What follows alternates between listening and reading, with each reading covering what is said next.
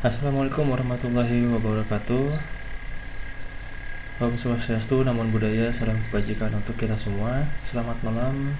Dan perkenalkan, nama saya adalah Family Tika Pohan. Saya adalah mahasiswa dari jurusan Sistem Informasi dengan NIM 2802622332. Pada kesempatan yang sangat berharga kali ini, saya akan memaparkan proyek kegiatan pengabdian kepada masyarakat saya yang berfokus pada literasi digital dengan judul Empowering Local MSMEs Through Simple E-commerce and Digital System.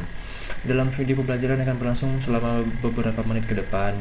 Saya akan membedah secara mendalam mengenai langkah-langkah praktis dan nyata untuk memodernisasi bisnis lokal tradisional di sekitar kita.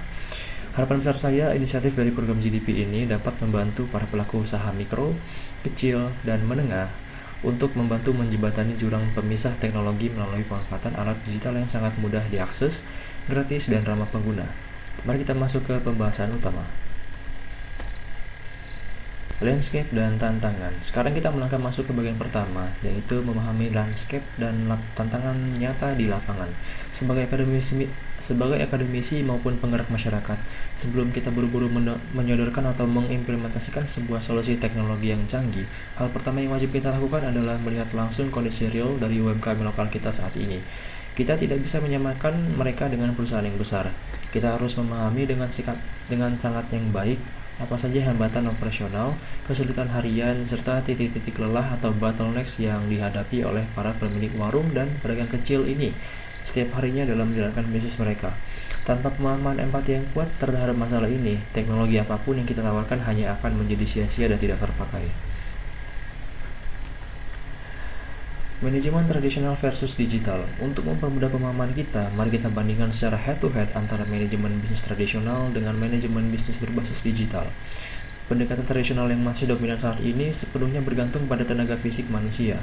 Menggunakan buku log atau nota kertas, serta perkiraan visual semata, cara manual seperti ini memicu risiko yang sangat tinggi, mulai dari kesalahan hitung, matematika, nota yang hilang, tinta yang luntur, hingga pembukuan yang rusak akibat hal yang tidak terduga. Ditambah lagi, jangkauan penjualan mereka terisolasi secara fisik, hanya terbatas pada pembeli lokal yang kebetulan lewat depan toko. Pemantauan stok pun dilakukan secara buta, tanpa adanya sistem pengingat saat barang habis. Sekarang, mari kita lirik pendekatan digital. Sistem ini memanfaatkan basis digital berbasis cloud, jalur kerja otomatis, dan kasir digital. Pemilik usaha bisa melacak laporan penjualan secara instan kapan saja dari smartphone mereka, mengakses pelanggan baru di luar wilayah melalui jalur sosmed dan marketplace, serta mengadaptasi notifikasi serta mendapatkan notifikasi otomatis secara real time saat stok barang menipis. Hambatan umum dalam UMKM. Meskipun memanfaatkan digitalisasi sudah sangat jelas, dalam praktik di lapangan, kita seringkali melihat para pemilik toko lokal merasa ragu dan enggan untuk memulai. Berdasarkan analisis saya, ada 3 hambatan psikologis utama yang sering muncul. Pertama adalah ketakutan akan teknologi yang rumit. Banyak pelaku usaha berasumsi bahwa sistem digital itu memerlukan kemampuan coding, pemrograman tingkat lanjut, atau infrastruktur komputer yang rumit dan mahal. Kedua, adanya persepsi biaya yang tinggi. Muncul anggapan keliru bahwa menggunakan aplikasi kasir atau membuat toko online melibatkan biaya berlangganan bulanan yang mencekik. Hambatan yang ketiga, dan yang paling berat adalah resistensi terhadap perubahan kebiasaan. Kalimat "kami sudah puluhan tahun berjualan manual dan baik-baik saja" sering menjadi tameng. Mengubah kebiasaan bisnis yang sudah berakar lama memang masalah psikologis yang besar. Disinilah peran penting kita melalui pengabdian masyarakat. Hadir untuk mengedukasi dan membuktikan secara langsung bahwa teknologi modern saat ini sudah sangat ramah, sederhana, dan bahkan bisa digunakan secara gratis. Solusi digital sederhana. Setelah kita membedah seluruh akar masalah dan ketakutan para pelaku usaha, mari kita beralih ke bagian kedua, yaitu solusi digital sederhana.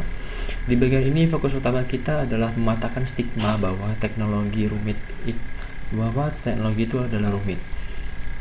Di bagian ini fokus utama kita adalah mematahkan stigma bahwa teknologi itu rumit.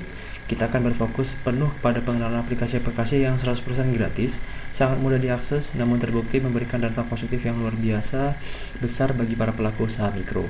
Kabar baiknya adalah semua solusi yang kita tawarkan dalam program edukasi ini sama sekali membutuhkan modal Rp0 atau tanpa modal tambahan. Kuncinya adalah hanya satu, memanfaatkan perangkat yang sudah pasti mereka miliki saat ini, yaitu smartphone di tangan mereka sendiri. Mari kita lihat apa saja alat-alat tersebut. 3 pilar digitalisasi. Untuk mewujudkan transformasi digital yang sukses bagi UMKM, saya merumuskan ke dalam 3 pilar digitalisasi utama. Pilar pertama adalah penerapan sistem pos digital atau aplikasi kasir berbasis online. Kita bisa mengarahkan pemilik usaha untuk menggunakan aplikasi kasir gratis yang sudah populer seperti Bukukas, Kasir Pintar, atau Moka. Aplikasi ini secara otomatis mencatat setiap rupiah penjualan, menerbitkan struk digital, dan langsung merangkum keuntungan bersih secara otomatis di HP. Pilar kedua adalah adopsi QRIS dan pembayaran digital. Melalui pilar ini, kita menyatukan seluruh metode pembayaran non-tunai ke dalam satu kode QR unik. Hal ini memungkinkan toko kecil menerima pembayaran yang aman dan instan dari berbagai jenis e-wallet seperti GoPay, OVO, Dana, hingga aplikasi mobile bank apapun. Pilar ketiga adalah pemanfaatan sosial e-commerce. Dibandingkan membuang uang untuk membangun website custom dari nol, kita melatih mereka mengoptimalisasikan akun media sosial dan komunikasi yang sudah mereka miliki, seperti WhatsApp Business, TikTok Shop, atau platform Shopee sebagai etalase katalog produk virtual mereka. Ketiga pilar ini sama sekali tidak menuntut perangkat keras yang mahal. Rata-rata peningkatan bisnis. Mungkin sebagian dari Anda bertanya-tanya apakah beban kecil ini besar-besar membawa dampak yang nyata. Mari kita buka mata melalui data statistik hasil survei perkembangan bisnis setelah mengadopsi aplikasi mobile. Angka-angka ini berbicara dengan sangat jelas. Rata-rata pelaku usaha mikro yang beralih ke pembukuan digital mampu menghemat hingga 65% waktu administrasi mingguan mereka. Waktu yang biasanya habis terbuang setiap malam hanya untuk menghitung ulang nota fisik dan mencocokkan uang di laci kasir ini bisa dialokasikan untuk istirahat atau berkeluarga. Yang tidak kalah menakjubkan, tingkat kesalahan manusia akibat salah hitung matematika atau salah catat menurun drastis hingga 85%.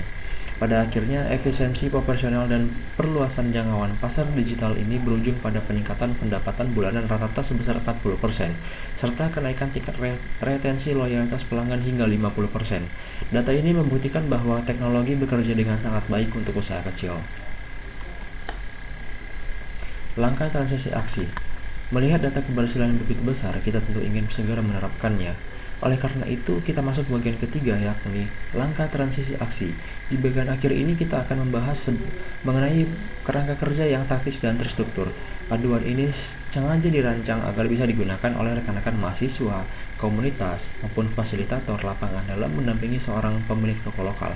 Kita akan membantu proses migrasi dari yang awalnya toko tersebut sama sekali tidak memiliki jejak digital hingga berhasil merubah menjadi operator bisnis digital yang aktif, mandiri, dan percaya diri melalui 4 fase sederhana. Mari kita bedah jalurnya satu persatu. Peta jalan digitalisasi 4 langkah. Peta jalan transformasi ini saya bagi ke dalam 4 langkah operasional yang terukur. Langkah pertama adalah audit. Di sini kita duduk bersama pemilik usaha untuk menganalisis alur transaksi harian mereka saat ini dan mencatat titik kendala utamanya. Apakah masalah sering kehilangan catatan nota kertas atau antrean pembayaran kasir yang lambat? Langkah kedua adalah basic setup.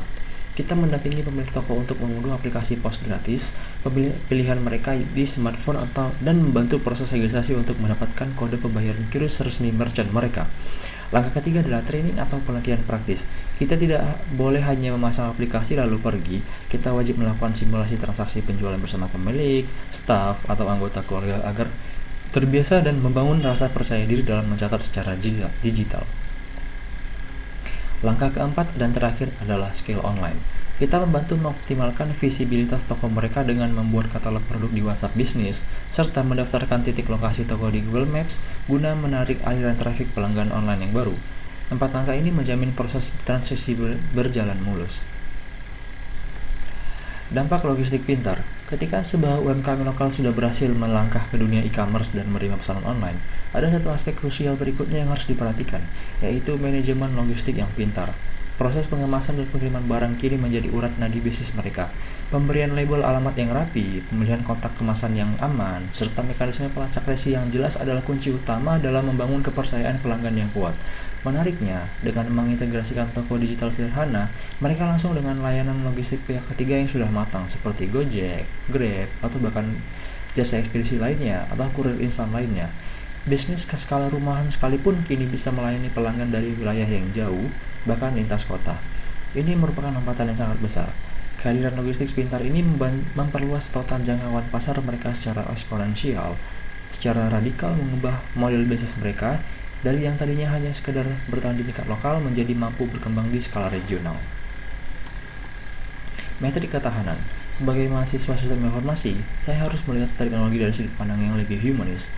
Berdasarkan berbagai survei perkembangan ekonomi global, UMKM yang telah memanfaatkan katalog online, pembukuan digital, dan transaksi non-tunai memiliki tingkat kelangsungan hidup atau resiliensi bisnis 85% lebih tinggi ketika menghadapi guncangan ekonomi yang tidak terduga atau gangguan pasar lokal. Angka 85% ini membuktikan secara ilmiah bahwa sistem informasi bukan lagi sebuah kemewahan atau sekadar gayaan bagi usaha kecil. Di tengah ketidakpastian ekonomi global saat ini, literasi digital bertindak hanya sebagai perisai pelindung. Teknologi ini mengamankan stabilitas pendapatan keluarga pemilik usaha, menekan kerugian operasional, sekaligus menjaga eksistensi dan warisan bisnis lokal di lingkungan kita agar tetap bertahan hingga bertahun-tahun yang akan datang.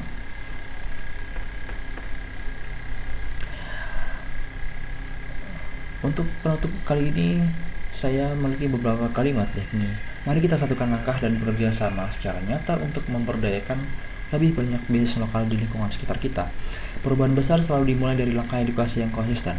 Hal ini membawa kita ke bagian akhir dari presentasi konten digital pembelajaran kali ini. Saya sangat berharap seluruh kerangka kerja, data, dan peta jalanan saya paparkan tadi sebelumnya dapat menjadi referensi yang bermanfaat bagi sesama rekan mahasiswa maupun penggerak komunitas di luar sana. Saya Fahmi, mahasiswa bisnis online, mengucapkan terima kasih yang sebesar-besarnya atas waktu, perhatian, dan apresiasi Anda semua. Mari kita bersama-sama membangun ekosistem ekonomi digital Indonesia yang jauh lebih kuat dan inklusif dari lingkungan terdekat kita. Sampai bertemu di lain kesempatan. Selamat malam, terima kasih banyak. Assalamualaikum warahmatullahi wabarakatuh.